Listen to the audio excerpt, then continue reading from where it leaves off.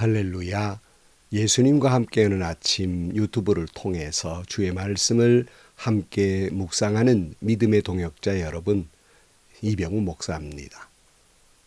오늘도 주신 말씀을 통해서 하나님의 음성을 듣고 여러분의 가정과 영혼의 참된 평화와 은혜가 넘치는 하루가 되시기를 주의 이름으로 간절히 축원합니다.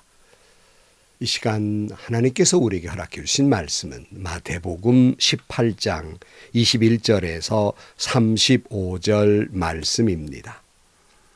그때에 베드로가 예수께 다가와서 말하였다. 주님, 내 형제가 나에게 자꾸 죄를 지으면 내가 몇 번이나 용서하여 주어야 합니까? 7번까지 하여야 합니까? 예수께서 대답하셨다.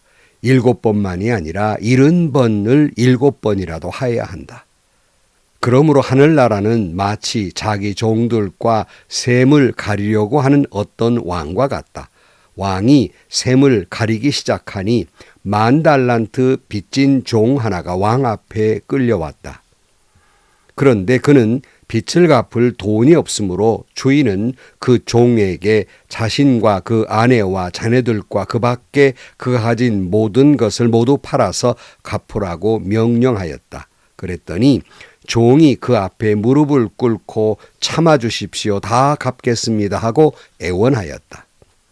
주인은 그 종을 가엾게 여겨서 그를 놓아주고 빚을 없애주었다. 그러나 그 종은 나가서 자기에게 100데나리온 빚진 동료 하나를 만나자 붙들어서 멱살을 잡고 말하기를 내게 빚진 것을 갚아라 하였다. 그 동료는 엎드려 간청하였다. 참아주게 내가 갚겠네. 그러나 그는 들어주려 하지 않고 가서 그 동료를 감옥에 집어넣고 빚진 돈을 갚을 때까지 갇혀있게 하였다. 다른 종들이 이 광경을 보고 매우 딱하게 여겨서 가서 주인에게 그 일을 다 일렀다. 그러자 주인이 그 종을 불러다 놓고 말하였다. 이 악한 종아, 내가 애원하기에 나는 너에게 그 빚을 다 없애주었다. 내가 너를 불쌍히 여긴 것처럼 너도 내 동료를 불쌍히 여겼어야 할 것이 아니냐. 주인이 노하여 그를 형무소 관리에게 넘겨주고 빚진 것을 다 갚을 때까지 가두어두게 하였다. 너희가 각각 진심으로 자기 형제 자매를 용서해 주지 않으면 나는 하늘 아버지께서도 너희에게 그와 같이 하실 것이다. 아멘.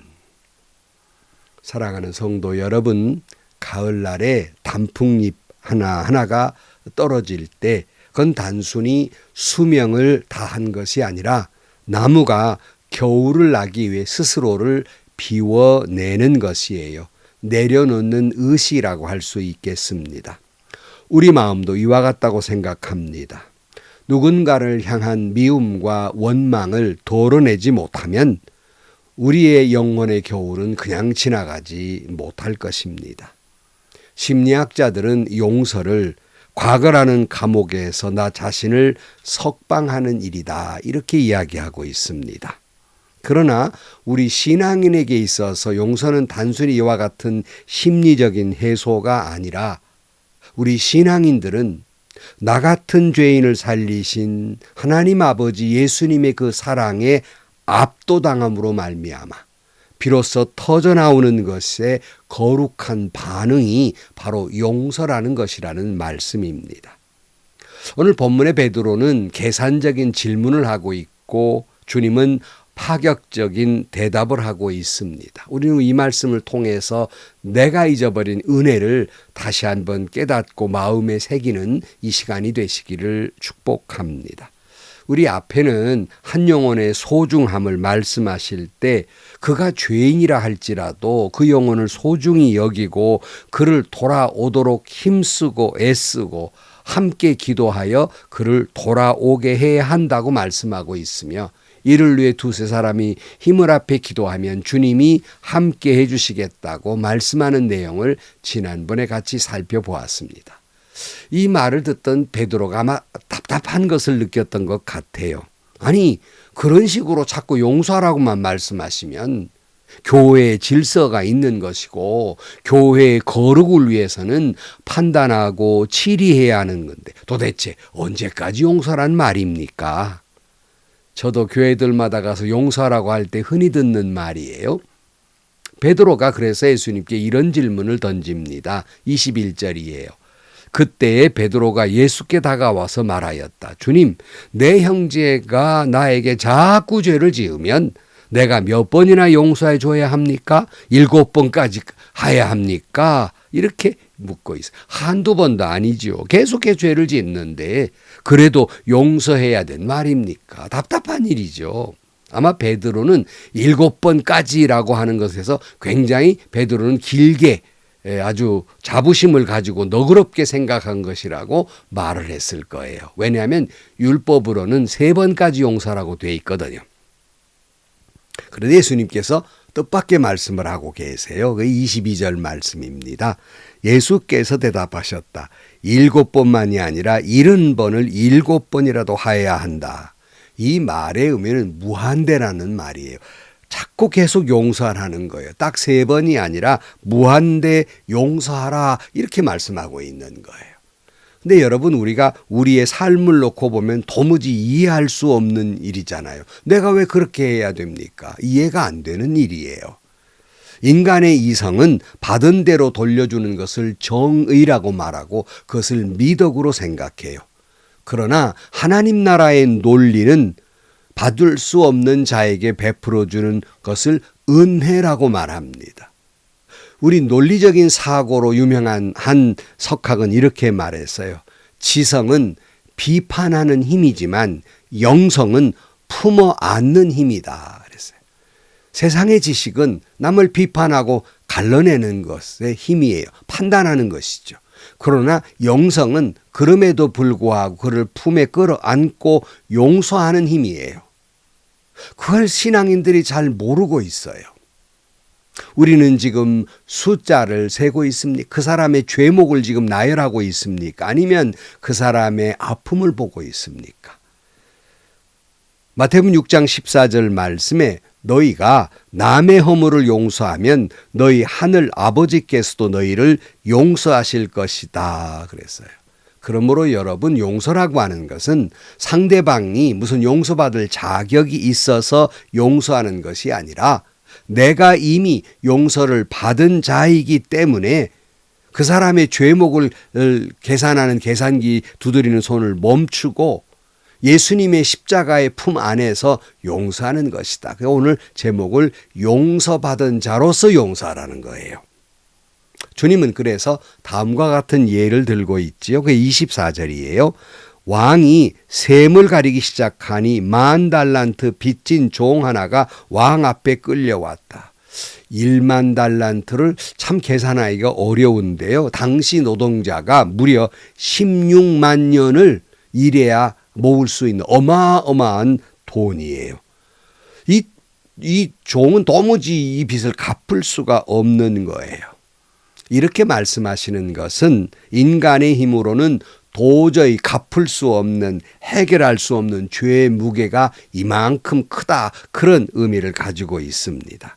그러니까 복음이라고 하는 건 단순히 내가 죄인됨을 깨닫는 것으로도 시작된 것이 아니라 내가 그 죄를 탕감받은 죄인이라는 걸 깨닫는 데서부터 시작이 되는 겁니다. 왕은 이 빚진 종의 사정을 듣고 불쌍히 여겨서 그 빚을 통째로 없어졌어요. 이것이 우리가 구원받는 이유예요. 우리가 오늘 이 자리에 있는 것은 우리가 의로워서 죄 용서함 받을 자격이 있어서 이 자리에 있는 것이 아니라 도무지 갚을 수 없는 10,000달란트, 이것을 탕감받았기 때문이에요.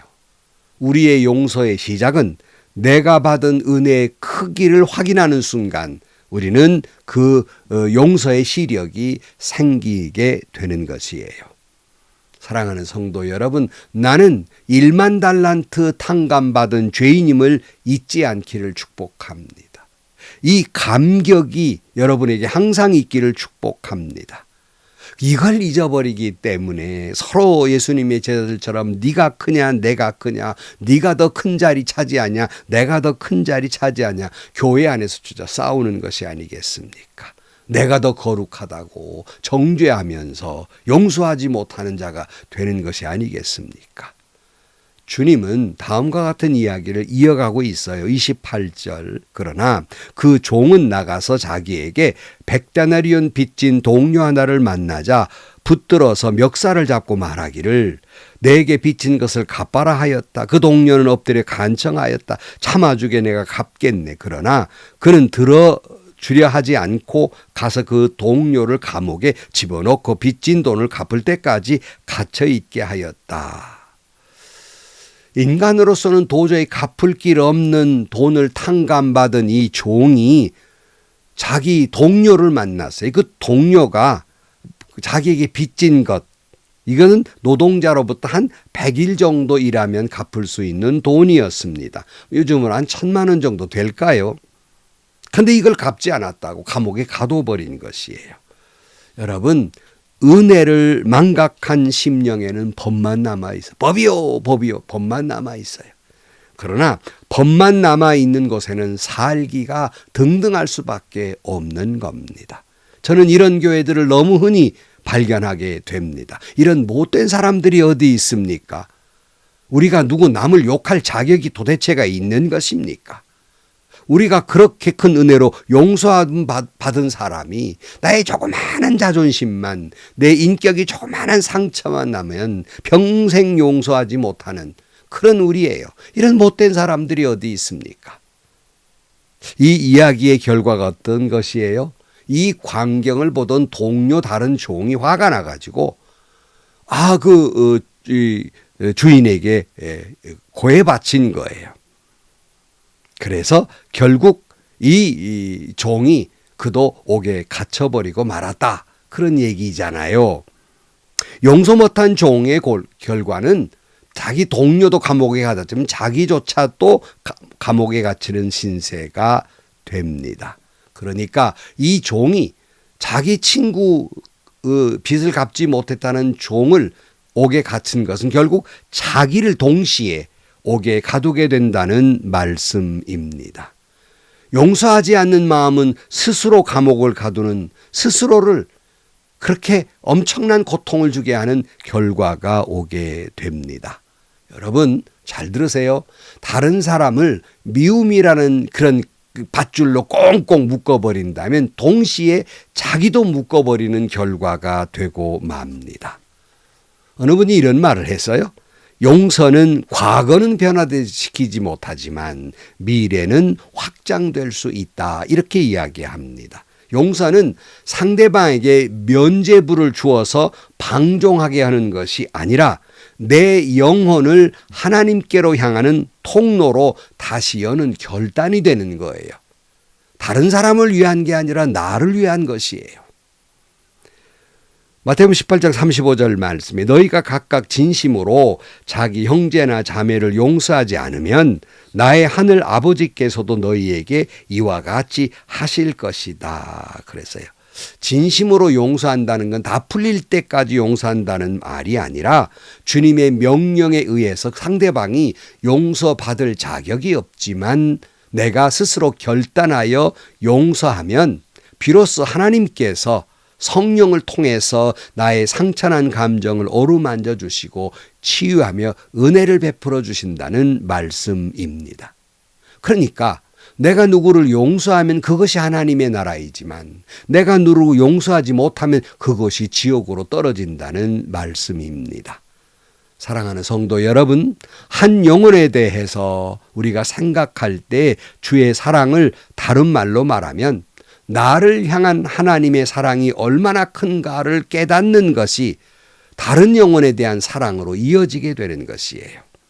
그 은혜 우리가 찬송할 때 바다를 먹물 삼아도 다 쓸 수 없는 그 은혜, 우리가 인간으로서는 갚을 수 없는 그 죄 용서와 긍휼을 받은 그 은혜, 오늘 또 70번씩 7번 영원히 나를 용서해 주신 그 은혜를 생각하고 우리도 한 영혼을 향해서 그렇게 사랑하고 용서하고 불쌍히 여기는 주님의 마음으로 살아야 하는 것이에요.